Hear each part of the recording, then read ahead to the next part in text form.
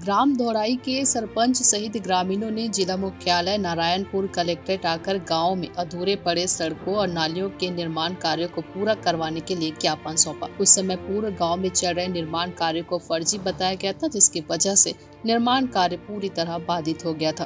पूर्व में लगे आरोपों को ग्रामीणों ने गलत बताते हुए निर्माण कार्य को जल्द से जल्द पूरा करवाने के लिए कलेक्ट्रेट आकर ज्ञापन सौंपा।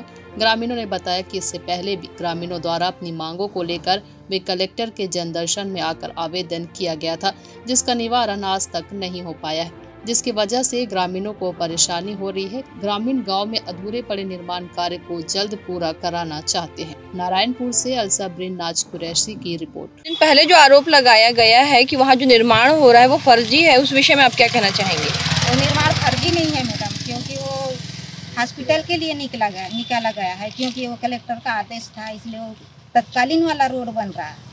वो निर्माण फर्जी नहीं है। उसमें तो एक पुल का जरूरत है, 3 पुल का जरूरत है और दोनों साइड में नाली का भी जरूरत है। वही काम हम चालू करवाना चाहते हैं। रोक जो लगा है उसको हम तत्काल चालू करवाना चाहते हैं। आज आप सब लोग यहाँ पे क्यों आए हैं?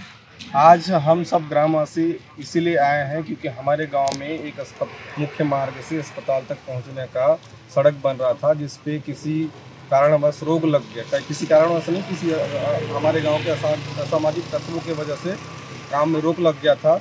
और जहां पर हमको दोनों तरफ, उसी रोड में दोनों तरफ नाली का निर्माण करवाना था, जो कि अभी बंद हो चुका है, जिसको हमको चालू करवाना है। उसी काम को चालू करवाने के लिए हमने कलेक्टर महोदय से गुहार लगाने के लिए आए थे।